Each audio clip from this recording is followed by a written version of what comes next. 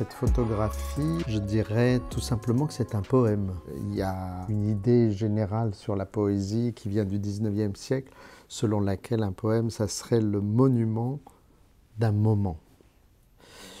Et c'est bien ça, cette photo. C'est à la fois un monument, c'est-à-dire c'est un monument de l'histoire de la photographie, on la conserve précieusement ici, les tirages, etc. Elle perdure dans les livres et c'est juste un moment.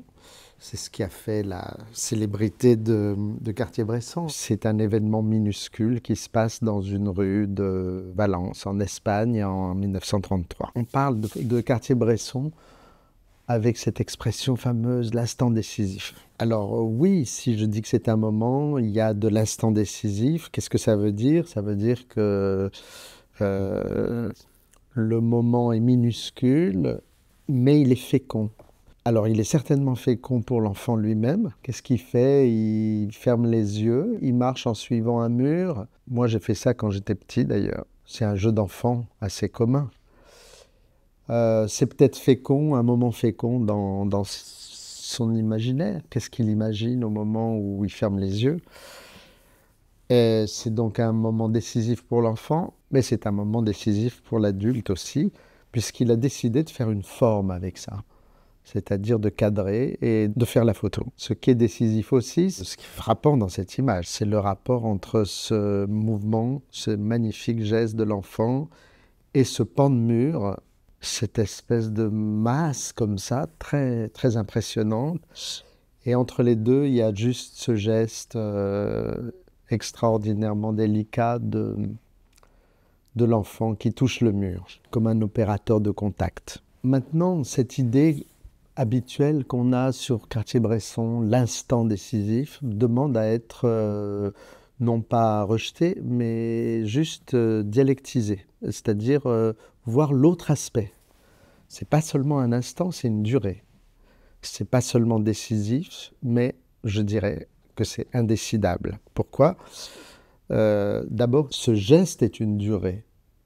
Il y a un avant et un après. On sent qu'il a, voilà, il a continué de fermer les yeux après la photo et il fermait sans doute les yeux avant la photo. Et puis, le jeu de l'adulte aussi se répète et dure dans le temps.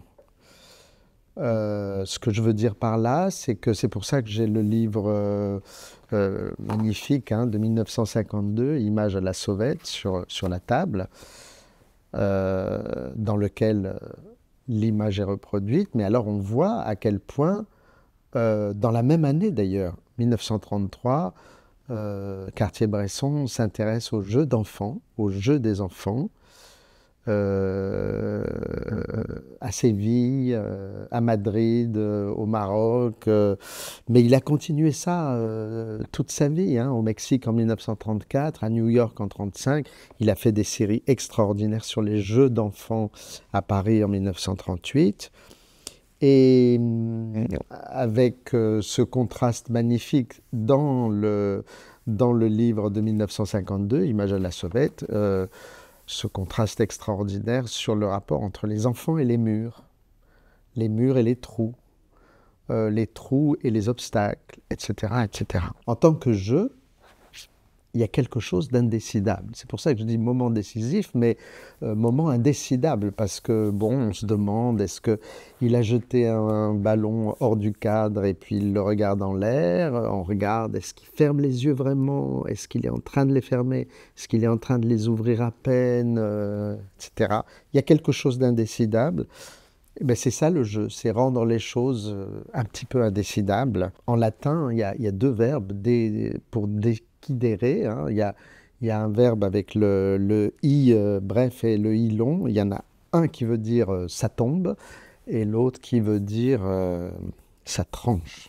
Trancher, c'est évidemment l'acte de cadre, le cadrage que produit Cartier-Bresson. Je ne dirais pas à ce moment-là qu'il prend une photo, je dirais qu'il fait une photo, où il se laisse faire par le temps, il laisse faire le temps pour faire sa photo.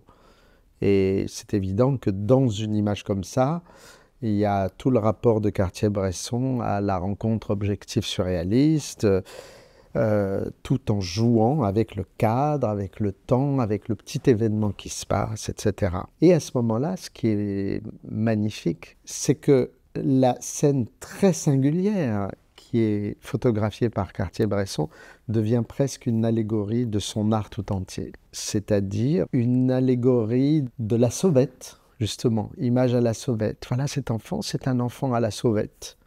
Il se sauve de quelque chose, il part vers quelque chose, vers quelques lieux.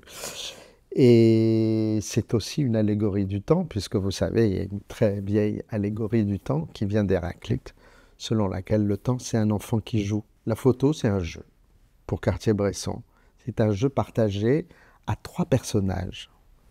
Il y a un enfant qui joue et qui envoie un geste. Il y a un deuxième enfant, c'est Cartier-Bresson, qui attrape le geste au vol grâce à son joujou mécanique optique, l'appareil photo, et qui, notamment dans tout le futur de son œuvre, va monter cette image avec d'autres images d'enfants, d'autres images de murs, etc. Et puis il y a un troisième enfant, c'est nous, c'est vous, c'est moi, c'est nous qui sommes libres d'entrer ou pas dans cette image, en fait, de regarder cette image d'une façon distante ou pas. Voilà, de se laisser atteindre par cette image.